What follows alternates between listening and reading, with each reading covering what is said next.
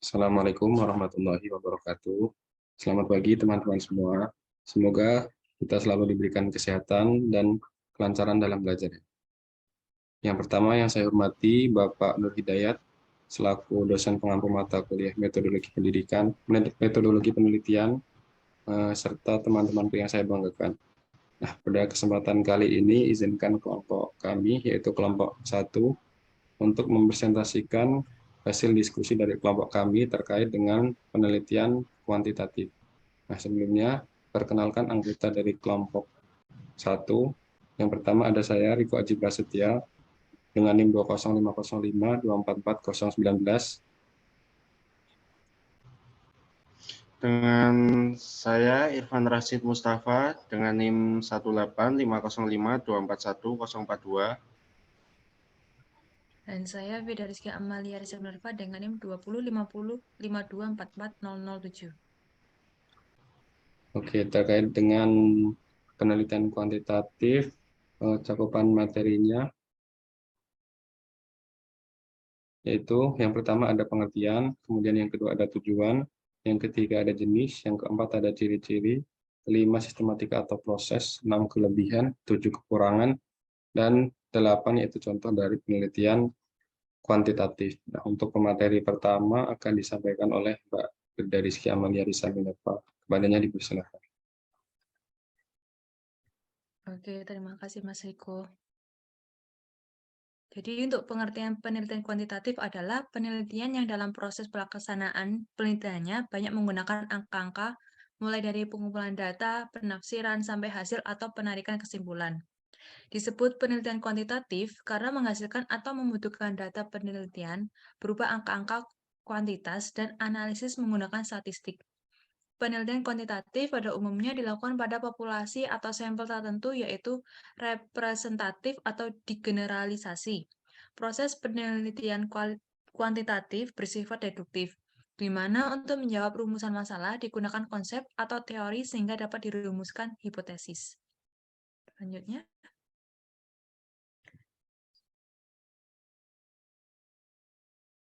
Selanjutnya ada tujuan dari penelitian kuantitatif. Terdapat 4 tujuan. Yang pertama, untuk menemukan atau mencari sesuatu yang lain dan aktual. Yang kedua, untuk mengembangkan atau memperluas dan menggali lebih jauh tentang apa yang ada. 3, untuk menguji kebenaran suatu pengetahuan apabila dirasa masih ada sesuatu yang diragukan. Keempat, untuk mengubah kesimpulan-kesimpulan yang telah diterima atau menolak serta mengubah dalil-dalil dengan suatu aplikasi baru dari dalil tersebut.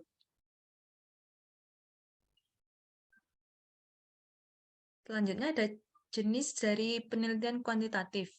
Nah, di sini ada 6 jenis yang terdapat penggolongan. Yang pertama ada penggolongan tujuan, 2 pendekatan, ketiga tempat, 4 bidang ilmu, 5 taraf penelitian, dan 6 saat terjadinya variabel. Untuk penggolongan menurut tujuan, terdapat 3 jenis penelitian kuantitatif. Yang pertama itu eksplorasi. Yang kedua ada pengembangan. Nah, pengembangan di sini adalah penelitian yang ditujukan untuk mengkaji atau mengembangkan temuan-temuan penelitian sebelumnya. Terus ada penelitian verifikasi. Nah, untuk penelitian verifikasi dalam penelitian kuantitatif adalah penelitian untuk memverifikasi atau mengecek kebenaran hasil suatu penelitian terdahulu, apakah hasil penelitian itu benar atau keliru. Yang kedua ada penggolongan menurut pendekatan. Di sini jenis penelitian kuantitatifnya ada longitudinal, cross-sectional, survey, assessment, evaluasi, dan action research. Untuk penelitian longitudinal, yaitu penelitian yang meneliti sebuah gejala yang terus berlangsung. Yang kedua ada penelitian cross-sectional. Penelitian ini adalah penelitian yang tidak menggunakan objek penelitian yang sama tetapi dalam waktu yang bersamaan. Yang selanjutnya ada penelitian assessment. Penelitian assessment ini berkembang menjadi penelitian yang unik dalam arti bisa menggunakan pendekatan penelitian kualitatif dan bisa menggunakan pendekatan penelitian kuantitatif. Untuk penelitian evaluasi adalah sebenarnya itu penelitian ini hampir sama dengan assessment, tapi terdapat perbedaannya yang prinsipil, yaitu pada cara kerjasama dan keterlibatan peneliti masing-masing. Sehingga penelitian evaluasi adalah penelitian yang menjawab pertanyaan sejauh mana proyek telah tercapai sesuai dengan perencanaan proyek tersebut. Nah, yang terakhir ada penelitian tindakan atau action research, yaitu lebih mengutamakan fokus pendekatannya pada hal-hal yang praktis dan tingkat keterlibatan peneliti lebih intern. Nah, tiga ada penggolongan menurut tempat. Dibagi menjadi tiga, yaitu penelitian kepustakaan atau library.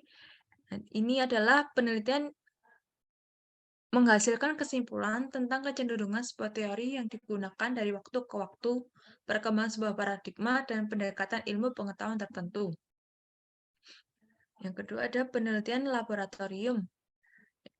Penelitian ini umumnya lebih banyak dilakukan oleh ilmu-ilmu alam seperti biologi, kimia, fisika, dan lainnya, dan seiring dengan perkembangan pendekatan-pendekatan dalam ilmu-ilmu sosial, maka penelitian ilmu sosial pun juga bisa dilakukan di laboratorium ilmu sosial, seperti laboratorium bahasa, persidangan, pengadilan untuk menguji masalah-masalah hukum, dan sebagainya. Dan yang terakhir pada penggolongan menurut tempat, yaitu penelitian lapangan. Dalam praktiknya, penelitian lapangan ini banyak dilakukan berhubungan dengan pranata budaya, dan pengalaman hidup masyarakat, kelompok, dan individu dalam berbagai bidang kehidupan yang digeluti masing-masing. Untuk penggolongan yang keempat adalah bidang ilmu yang terdiri dari agama, pendidikan, manajemen, komunikasi, administrasi, bahasa, hukum, ekonomi, sejarah, antropologi, sosial, filsafat, dan sebagainya. Yang kelima, penggolongan menurut taraf penelitian. Jadi menurut taraf penelitian, itu terbagi menjadi dua, yaitu deskriptif dan eksplanatif. Untuk penelitian kuantitatif deskriptif adalah penelitian yang hanya menggambarkan, menjelaskan berbagai kondisi, situasi, fenomena, atau berbagai variabel penelitian menurut kejadian sebagaimana ada yang didapatkan, dipotret, diwawancarai, diobservasi, serta melalui bahan-bahan dokumen yang diteliti. Sedangkan penelitian kuantitatif eksplanasi adalah penelitian yang dilakukan untuk mencari berbagai variabel yang timbul di masyarakat yang menjadi objek penelitian. Yang terakhir ada penggolongan menurut saat terjadinya variabel. Di sini ada tiga. Yang pertama, penelitian historis. Penelitian historis adalah penelitian yang mempelajari keadaan di masa lalu dan menggunakan keadaan atau tren-tren yang terjadi di masa lalu itu untuk memahami keadaan yang terjadi sekarang, serta memperkirakan kemungkinan yang akan terjadi di masa yang akan datang berdasarkan kecenderungan-kecenderungan yang terjadi di masa yang telah lalu. Yang kedua ada penelitian ex post facto. Penelitian yang mengekspos kejadian-kejadian yang sedang berlangsung. Jadi penelitian ini berbeda dengan penelitian deskriptif, namun dalam aplikasi penerapannya, kedua penelitian ini mempunyai kemiripan. Yang terakhir ada penelitian eksperimen. Adalah penelitian yang dilakukan untuk menjelaskan hal-hal atau variabel-variabel tertentu melalui upaya memanipulasi variabel-variabel tersebut atau hubungan di antara variabel tersebut untuk mengetahui hubungan, pengaruh, dan perbedaan di antara variabel tersebut.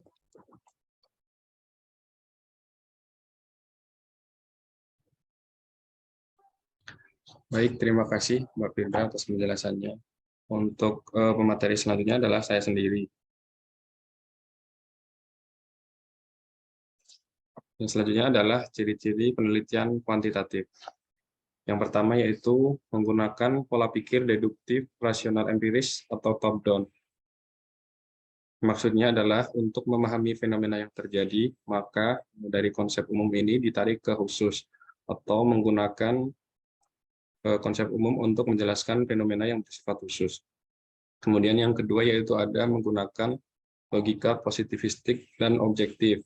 Nah, memang penelitian ini tuh sangat objektif dan peneliti tidak banyak berperan dalam hasil penelitian karena penelitian ini banyak menggunakan angka yang bersifat objektif dan juga menghindari hal-hal yang bersifat subjektif. Yang ketiga yaitu ada proses penelitian sesuai prosedur baku yang disusun. Misalnya ada subjek yang diteliti, kemudian data yang dikumpulkan, sumber data yang dibutuhkan, serta alat pengumpul data yang dipakai itu sesuai dengan apa yang telah direncanakan pada proposal atau kerangka penelitian yang sudah dibuat. Kemudian yang keempat yaitu ada tujuan dari penelitian kuantitatif adalah untuk menyusun ilmu nomotetik. Ilmu nomotetik ini adalah ilmu yang berupaya membuat hukum-hukum dari generalisasinya. Kemudian yang kelima ada peneliti menempatkan diri secara terpisah dengan objek penelitian. Artinya itu peneliti tidak terlibat secara emosional dengan subjek penelitian. Kemudian yang keenam, dalam analisis data menggunakan teknik-teknik statistik. Nah, peneliti ini dituntut untuk memahami penggunaan teknik-teknik statistika. Dan hal ini dapat dilakukan ketika semua data ini sudah terkumpul.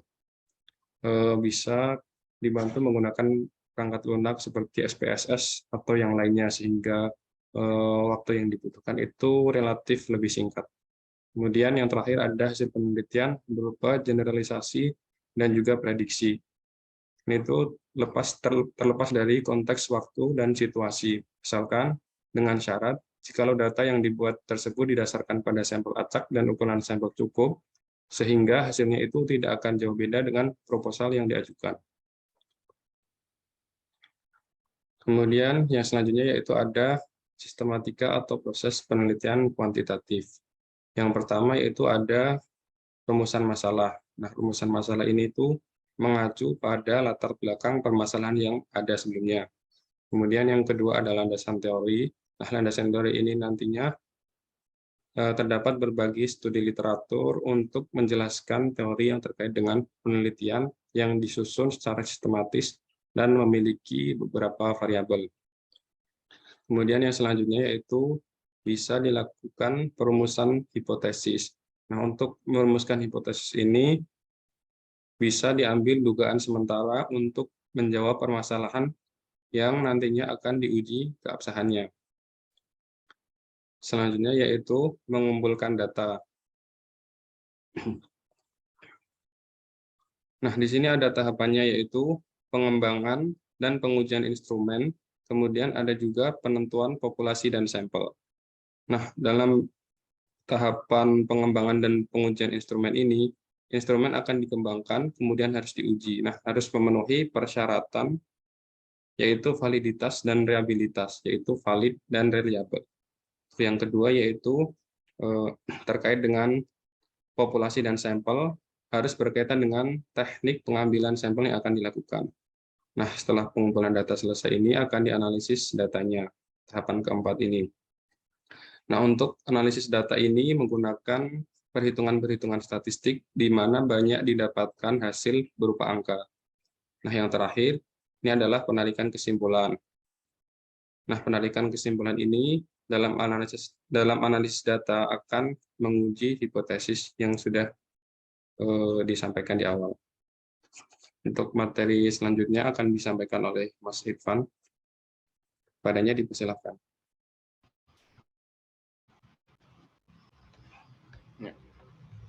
Untuk materi selanjutnya pada penelitian kuantitatif yaitu tentang kelebihannya. Yang pertama itu bisa digunakan untuk meramal atau menduga. Yang selanjutnya itu hasil analisis bisa didapat dengan akurat. Karena pada penelitian ini menggunakan angka ya. Terus yang selanjutnya itu bisa dipakai untuk menghitung interaksi hubungan dua atau lebih variabel. Yang selanjutnya bisa menyederhanakan permasalahan yang kompleks dalam sebuah model. Yang selanjutnya penelitian lebih sistematis. Pada kelebihan selanjutnya mampu memanfaatkan teori yang ada. Terus yang selanjutnya penelitian berjalan objektif, terus spesifik, jelas, rinci, dan ukuran penelitian besar. Next, untuk kekurangannya. Ada kekurangan penelitian kuantitatif. Yang pertama yaitu berdasarkan pada anggapan-anggapan atau asumsi. Yang selanjutnya, asumsi yang tidak sesuai dengan realita yang terjadi akan mengakibatkan penyesatan informasi. Yang selanjutnya, data harus berdistribusi normal dan hanya bisa dipakai untuk menganalisis data dengan populasi dan sampel yang sama. Yang selanjutnya, apabila jumlah sampel sedikit, sekitar 30, maka tidak dapat digunakan untuk menganalisis. Maka pada ini sampel digunakan harus banyak. Terus peneliti tidak subjektif. Yang selanjutnya orientasi hanya sebatas pada jumlah. Karena pada penelitian ini hanya menggunakan angka. Terus keterlibatan peneliti sangat terbatas. Next pada judul.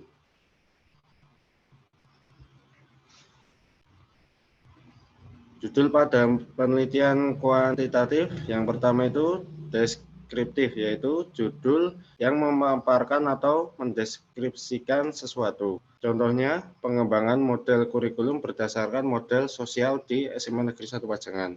Jadi, pada judul ini mendeskripsikan sebuah tentang model kurikulum berdasarkan sosial media yang di SMA Negeri 1 Yogyakarta. Yang selanjutnya itu asosiatif.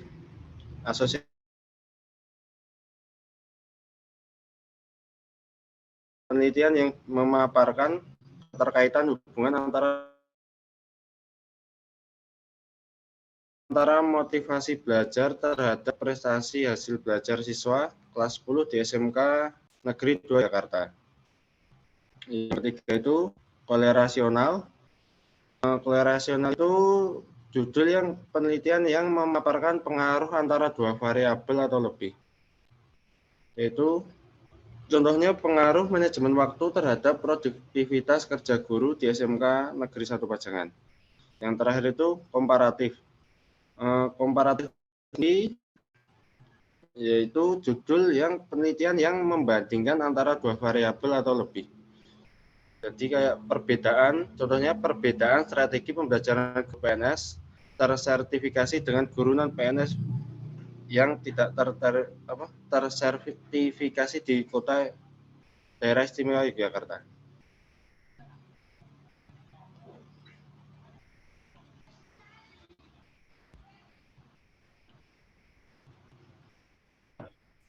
Baik, terima kasih Mas Irfan atas penyampaian materinya. Nah, mungkin untuk presentasi kali ini cukup sekian presentasi dari kelompok kami. Apabila ada kesalahan, mohon dimaafkan. Kami akhiri. Wassalamualaikum warahmatullahi wabarakatuh. Waalaikumsalam warahmatullahi wabarakatuh.